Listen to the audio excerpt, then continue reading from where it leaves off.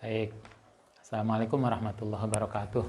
Waalaikumsalam warahmatullahi wabarakatuh. Astaghfirullah Rasulullah Muhammad sallallahu alaihi wasallam wa hadrati wa jami'i anbiya wa muslimin salihin salakatul muqarrabin. Wassalamu alaihi wa kitab Sayyid Abdul Wahab Asy'arani radhiyallahu anhu. Alhamdulillah sallallahu alaihi wasallam abana umatina wa jatina wa syamashaykhina. Lillahi ta'ala laumul fatihah. Insyaallah bismillahirrahmanirrahim. Alhamdulillahirabbil alamin arrahmanir rahim. Iyyaka na'budu wa iyyaka nasta'in shiratal mustaqim shiratal ladzina an'amta 'alaihim ghairil maghdubi 'alaihim waladdallin. Amin. Halaman 23. Yang di rumah yang bawa kitab. Yang di rumah ada yang bawa kitab lagi. Yang bawa kitab dibuka halaman 23 ya. Bismillahirrahmanirrahim. Wajahid nafsaka. Wajahid lan merangono sapa sira atau menundukkan sapa sira nafsaka ing nafsumu. Ay khawaratiha khawatoriha tegese ing bisikane nafsu fi syar'in dalam syariat. Hal seterusnya yang harus kita lakukan untuk mendekatkan diri pada Allah adalah menundukkan nafsu, merangi nafsu, menundukkan nafsu. Kala ngendika sapa Imam Sahal At-Tustari rahimallahu taala, aswaul ma'asi utawi maksiat yang buruk atau seburuk-buruknya maksiat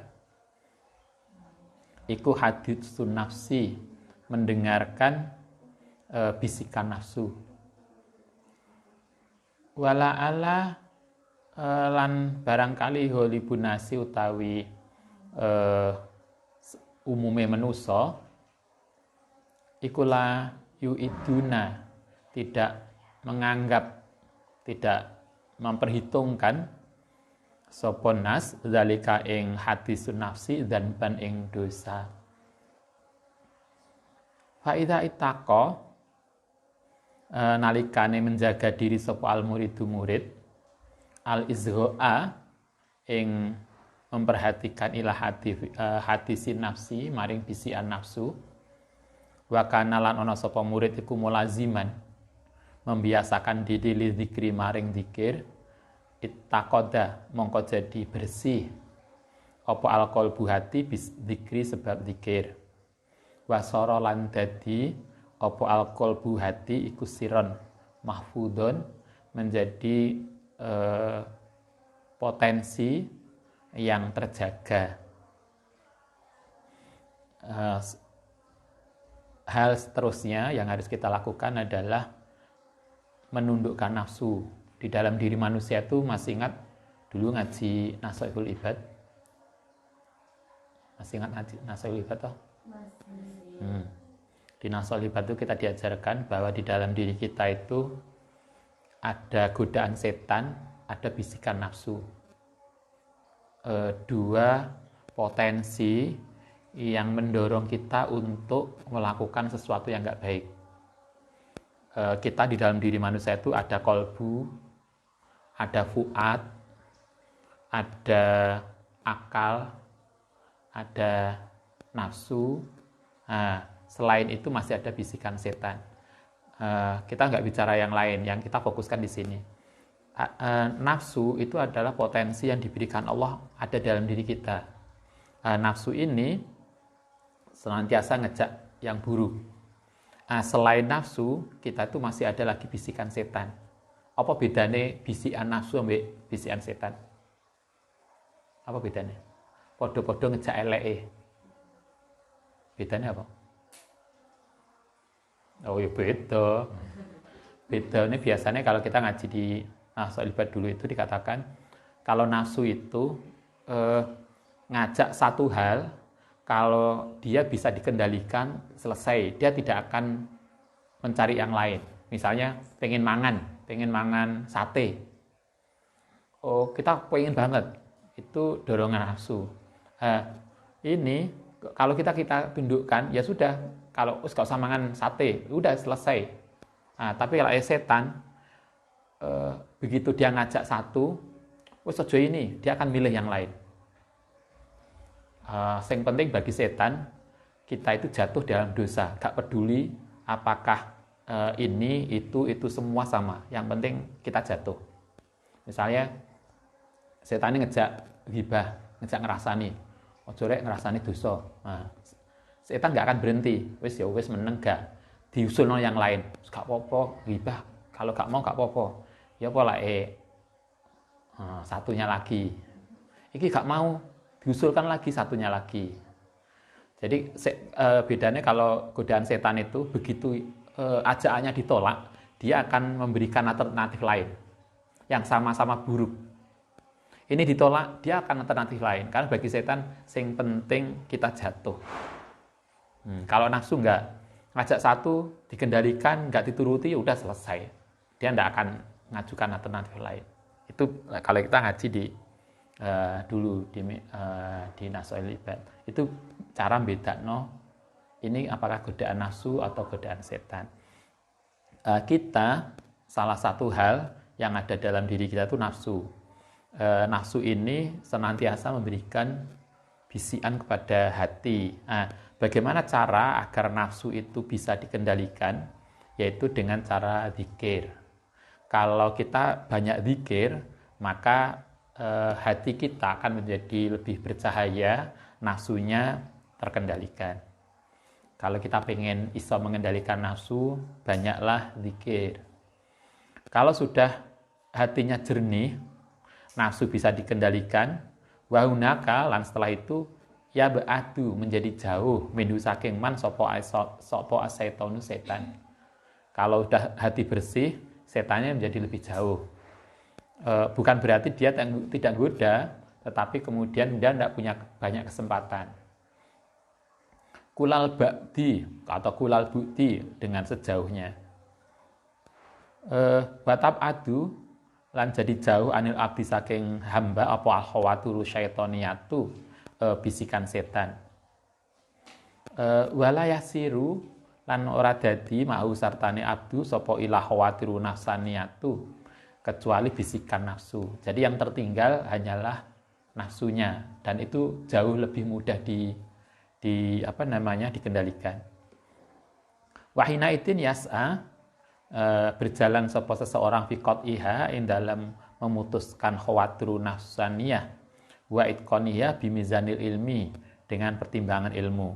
Artinya godaan nafsu menjadi lebih mudah karena kan wis gak ono koncone, setane wis pergi. Sehingga kemudian tinggal satu, yang satu itu lebih mudah untuk dikendalikan. Nah, sekarang kita lanjutkan. Bagaimana cara kita mengendalikan nafsu? Kita punya nafsu. Nafsu ini ada di dalam diri kita, menjadi bagian dari potensi kita.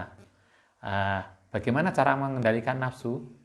Wajahid, mengendalikan sapa sira nafsaka, ing nafsumu tadi biljui, dengan puasa. Mengendalikan nafsu dengan puasa. Selain Ramadan tentu, lain Ramadan jelas karena wajib. Selain Ramadan, santri biasanya Senin Kemis lah. Itu salah satu mengendalikan nafsu. Poso Senin Kemis, poso apa lagi? Yaumul Bid. Ngerti Yaumul Bid? Puasa tanggal 13, 14, 15. Yaumul Bid. Kayaknya jarang. Gak ngerti tanggal. Ngerti ini pokoknya betina enek jam jatah turu ya. Puasa. Cara mengendalikan nafsu adalah dengan puasa. Fatorikuhu, utai cara mengendalikan nafsu asyari yang menurut syariat, huwa ikut taklilul akli, menyedikitkan makan. Kalau enggak puasa, maka kurangi makan.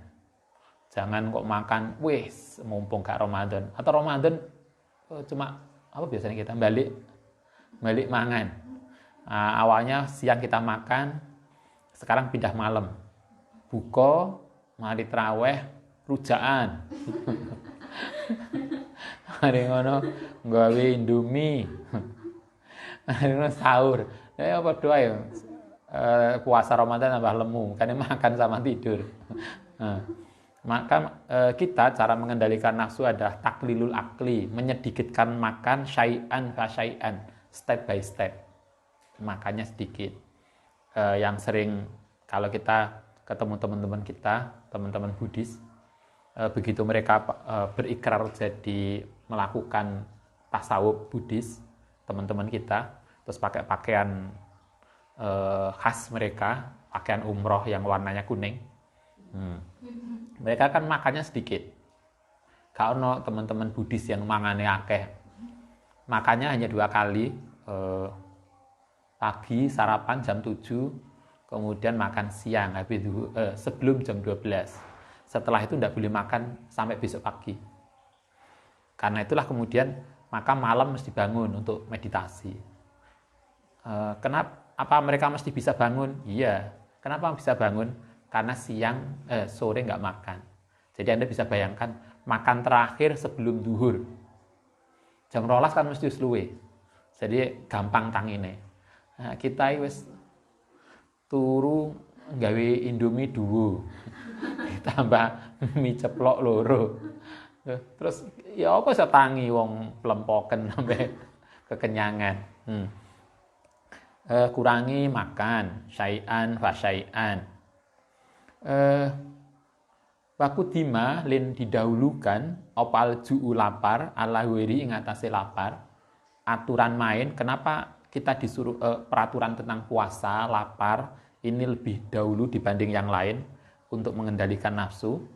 Li'annahu iku ma'dhamu arkanit thoriqi, salah satu rukun paling besar di dalam thariqat. Jadi aturan main orang yang masuk thariqat itu mengendalikan dirinya dengan puasa. Biasanya orang-orang itu kuat puasanya. Biasanya kalau dulu di adik-adik itu, begitu riadoin yang pondok itu, di Udin itu misalnya poso Daud, itu sampai 5 tahun lebih. Hitungannya gak bulanan, tahunan. Yang ngapalin Quran kan biasanya gitu toh, poso Daud. Nah, kita puasa gak makan Indomie seminggu. Loh. Kenapa persoalan lapar didahulukan? Karena itu adalah sarana paling utama untuk mengendalikan nafsu, yang paling utama dengan puasa. Wali annahu lan setene kelakuan laisa arana li nafsi ing dalam nafsu fi bidayati amriha ing dalam permulaan persoalan nafsu apa syai'un sesuatu asra'u yang lebih cepat lingkiadiha untuk mengendalikan nafsu minal ju'i saking lapar. Pertama karena lapar itu persoalan yang penting. Yang kedua karena cara paling cepat untuk bisa mengendalikan nafsu itu adalah dengan lapar. Wali annahu iku mudhilul muluki.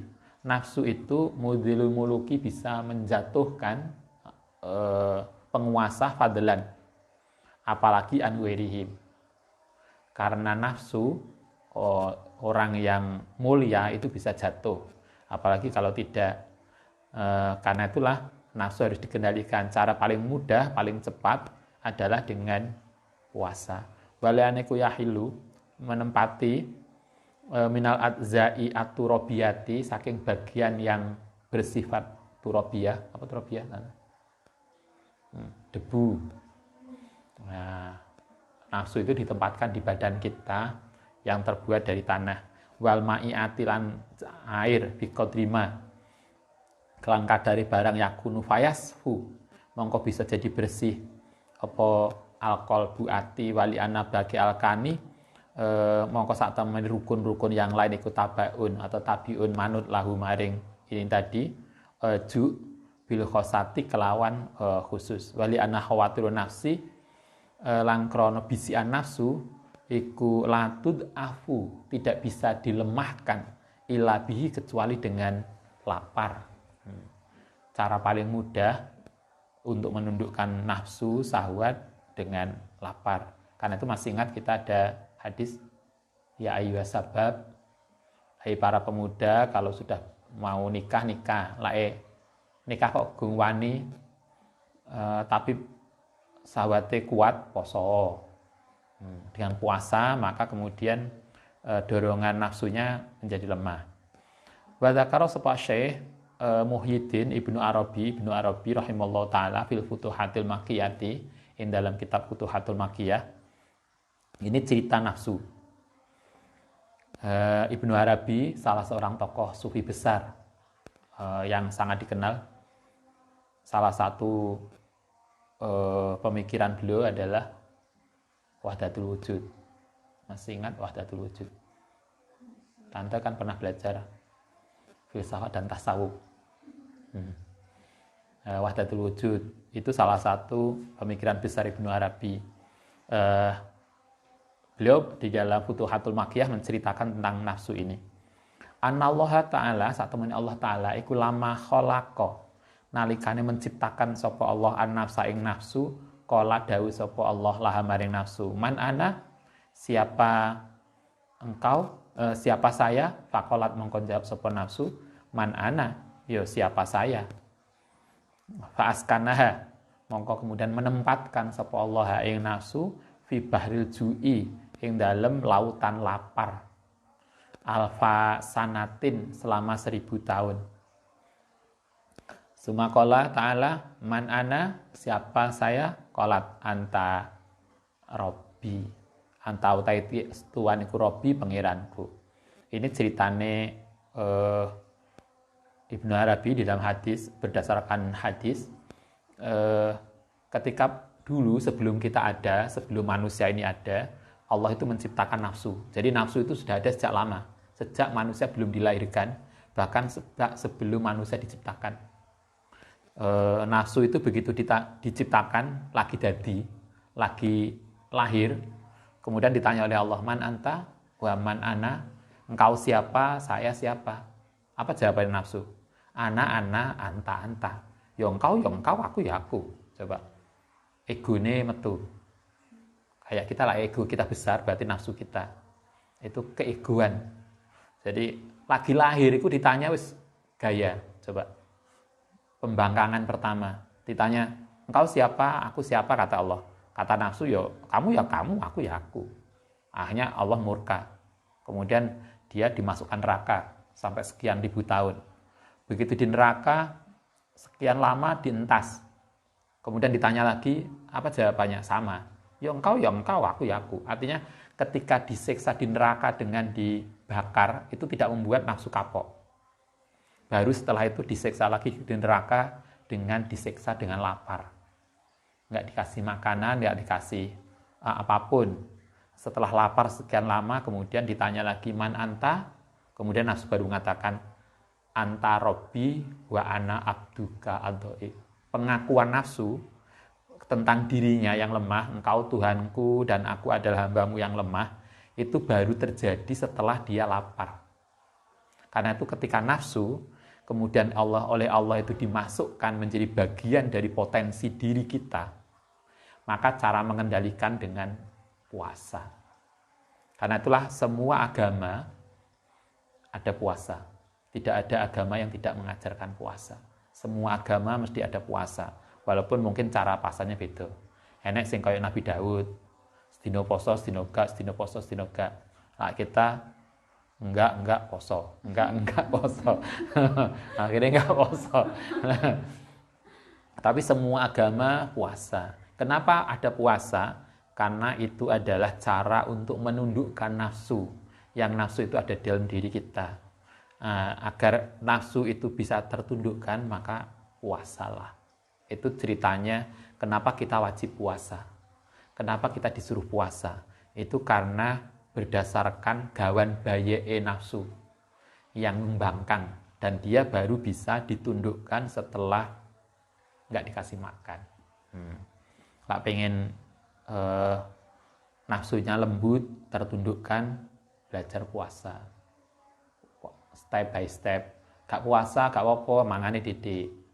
Aja akeh mangane. Wa kana lan ono sapa Syekh Abu Sulaiman Ad-Darani rahimahullah taala yaqulu, miftahud dunya utawi kuncine duniawi iku as-sab'u, kenyang. Wa miftahul akhirati utawi kuncine akhirat iku al-ju'u, lapar. Yang terkait dengan akhirat, Aku biasanya kesuksesan akhirat itu ketika kita lapar, akeh tirakate, akeh riadoe. Yakni a'maluhuma. Walama khalaqa menciptakan sapa Allah dunya ing dunya ja'ala mongko menjadikan sapa Allah fitjui ing dalem lapar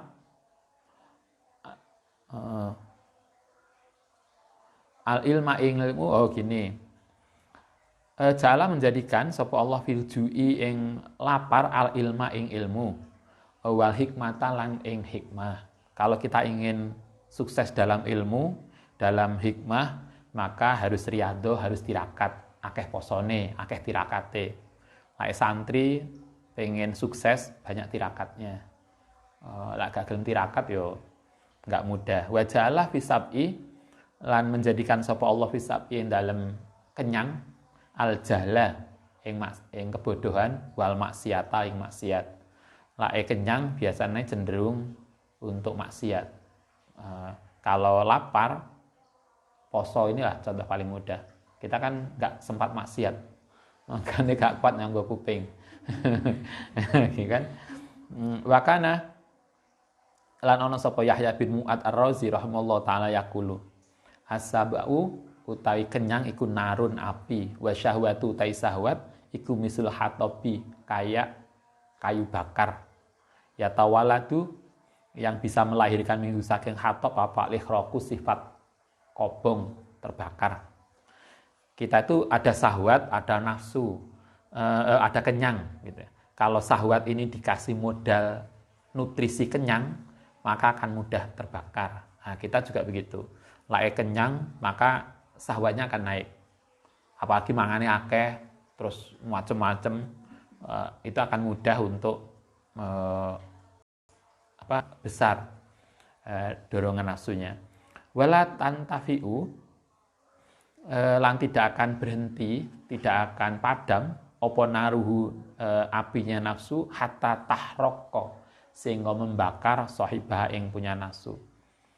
Bahkan lan ana sapa Sahal Ibnu Abdillah Tustari rahimahullah taala yaqulu man arada man sapane wong arada yang menghendaki sapa man ayakula ingin makan sapa man fil yaumi ing dalam sehari marota ini 2 kali fal yabni mongko hendaknya membuat sapa man lahu ketiman mil afan ing tempat sampah.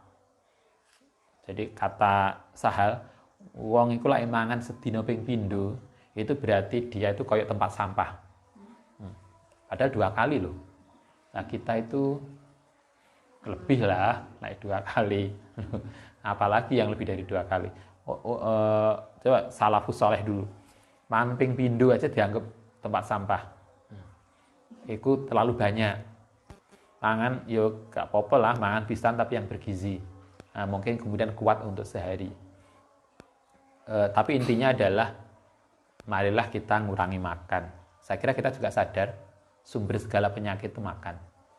Opo ae. Lah kita bisa mengendalikan makan, insya Allah kita akan lebih sehat. Wa kana lan ana sapa Malik bin Dinar rahimahullah taala yaqulu man sapane wong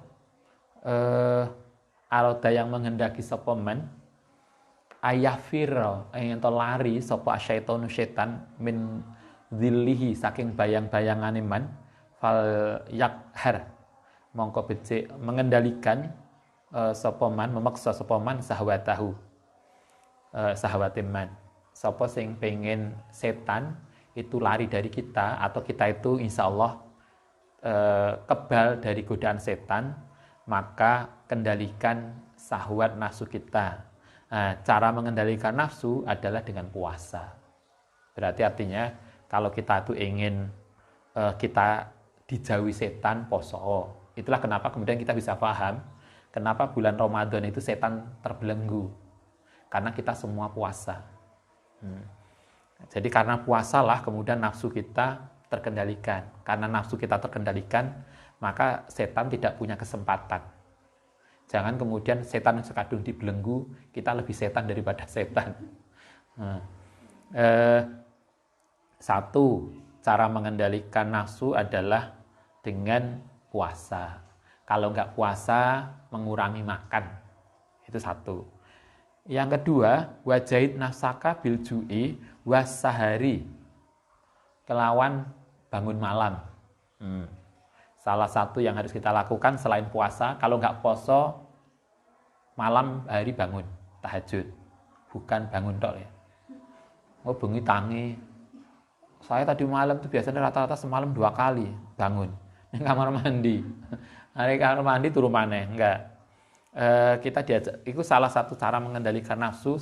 Pertama, mengurangi makan, puasa. Yang kedua adalah bangun malam. Al-mufrito ini, bangun malam dengan istiqomah yang berat. Artinya kita latih disiplin bangun malam.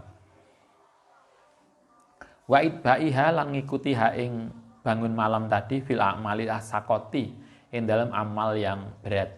Jadi lek bengi diajak sholatnya aja sedikit. Maksudnya sholatnya wis 2 rakaat 2 menit, sik suwi ning kamar mandine, enggak. Jadi bangun malam, bangun, kita tahajud, lakukan sholat yang berat, artinya lama.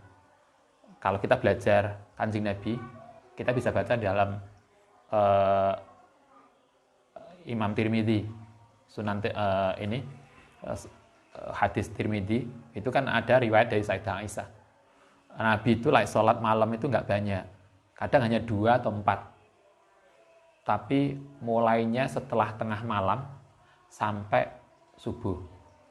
Jadi Sayyidah Aisyah meriwayatkan pada kita, kata Sayyidah Aisyah, suatu ketika Nabi itu sholat di samping saya. Jadi Sayyidah Aisyah itu tidur, Nabi sholat di sebelah beliau. Ketika itu Sayyidah Aisyah lagi gak sholat. Saya melihat Nabi sholat, saya ketiduran, saya tidur di sampingnya. Saya bangun, Nabi masih sholat. Jadi ruku suwe, sujud suwe. Anda bisa baca disertasinya siapa? Dosen UIN Surabaya, Dr. Soleh, tentang manfaat. Anda bisa lihatlah manfaat sholat tahajud untuk kesehatan. Beliau meneliti tentang manfaat sholat tahajud. Sholat tahajud itu bisa untuk menyembuhkan penyakit. Jadi klinik yang beliau buat, lah enek wong loro, itu gak dikasih obat, dijak tahajud. Mulai jam 1 sampai subuh. Itu hanya 4 rakaat. Jadi ruku'e setengah jam, sujud setengah jam, berdiri setengah jam. Anda bisa bayangkan kalau kita rukuk kemudian model L begini, punggung ini rata, kemudian ini kan urat-urat di lutut ini kan ketarik, sehingga kemudian mesti kita keringetan.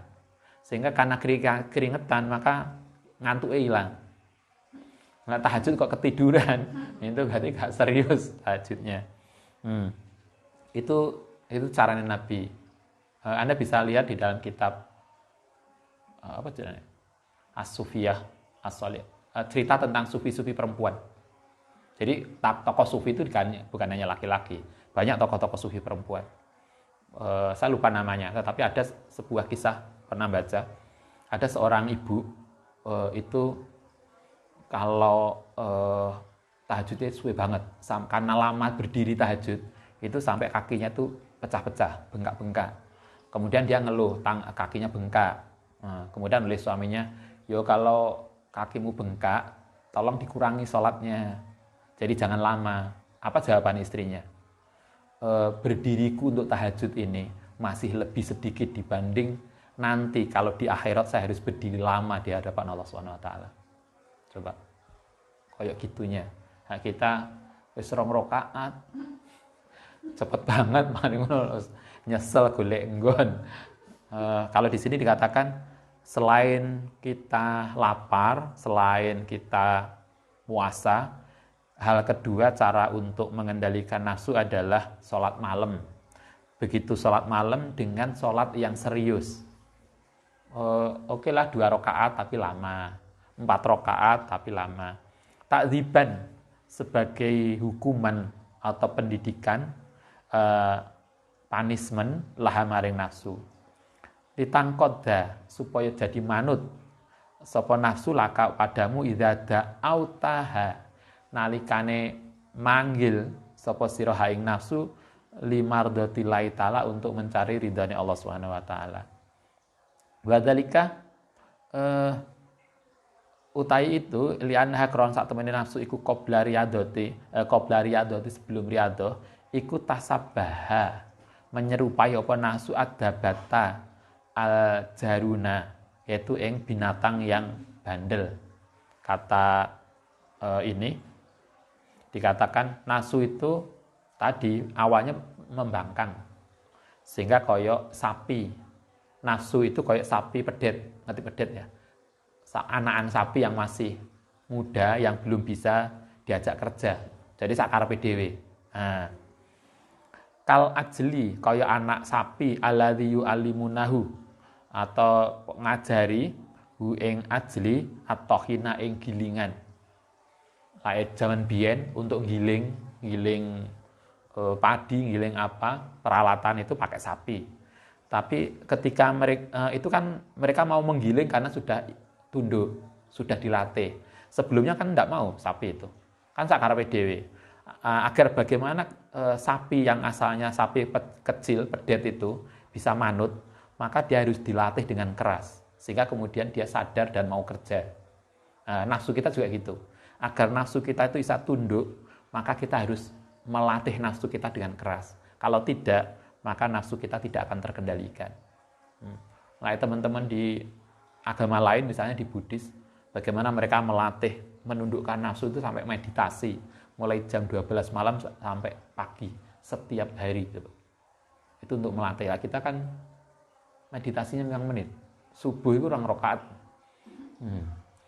Itu ingatnya kan hanya 2 rakaat, setelah wiridan itu turu. Coba mereka meditasi mulai tengah malam sampai subuh setiap hari. Itu semua untuk proses pengendalian. Ya'limuha tahina fitahuni dalam gilingan. Fatarahum mongko bisa melihat sapa sirahu mereka iku jawiunahu membuat lapar sapa mereka hu ing anak sapi tadi wa yuhimuna lan nutupi sapa mereka hu ing sapi ainaihi ing kedua matane. Sapi pedet tadi matane ditutupi, kemudian diikat, gak dikasih makan, dipecuti, dikongkon muter gilingan. Itu dipaksa sampai berhari-hari, sampai kemudian sapi itu menurut. Setelah nurut kan mereka biasa. Cara mendidik sapi. Atau Anda kalau bisa melihat proses pendidikan, apa itu namanya, gajah, itu kan juga keras banget toh, agar dia kemudian menjadi kebiasaan. Nafsu kita juga gitu. Untuk membiasakan nafsu itu bisa diajak ibadah dengan tekun. Enggak malas, itu harus dilatih dengan itu. Wayadurunahu dan memutar sapa mereka hu ing ijli bidorbi kelawan dipukuli fitahuni dalam gilingan awiriha alal fazi'i fala yazaluna moko terus-terusan tadi dilatih anak sapi yang bandel tadi dilatih itu terus begitu kadzalika hatta yadhara sehingga tampak lahu maring mereka minhu saking ajal apa kamalul inqiyadi kesempurnaane ketundukan. Nafsu juga begitu dilatih sampai kemudian kita bisa sadar nafsu kita itu sudah sudah bisa mengikuti. Kalau kita belajar tasawuf itu kan nafsu yang pertama itu bandel banget, mesti ngejak buru, istilahnya nafsu amarah. Nafsu amarah itu nafsu yang belum dilatih, gawan bayek, itu nakal banget. Kemudian kalau nafsu ini sudah dilatih, tapi belum stabil, namanya nafsu lawamah. Nafsu lawamah itu dia sudah dilatih kayak sapi tadi sudah dilatih tapi belum stabil. Mut-mutan, lah kadung mut yo sholat tahajud, kadung enggak yo enggak. Itu berarti nafsunya belum stabil. Itu namanya nafsu lawamah. Nanti meningkat yang seterusnya ada nafsu mulhamah dan seterusnya. Yang terakhir adalah nafsul mutmainnah. Nafsu yang sudah sempurna, sudah tenang. Kalau di sini kayak anak sapi yang sudah nurut. Anda masih ingat ada ayat ya ayyuhan nafsul mutmainnah irji'i ila rabbiki. Itu artinya ketika nafsu seseorang sudah terkendalikan dengan baik sehingga dia akan nurut untuk mencari ridha Allah Subhanahu wa taala. wayak wayakuna lan padha buka sapa mereka alghoma ing penutup mata an ainaihi saking kedua matanya. Setelah selesai riadoh, barulah nafsu itu, barulah anak sapi tadi matanya dibuka, dilepaskan dari gilingan dan seterusnya.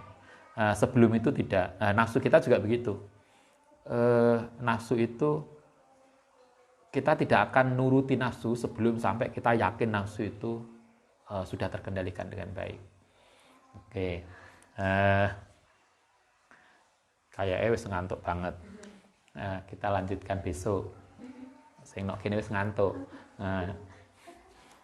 Nanti besok sore, besok malam kita lanjutkan. Baik. Assalamualaikum warahmatullahi wabarakatuh.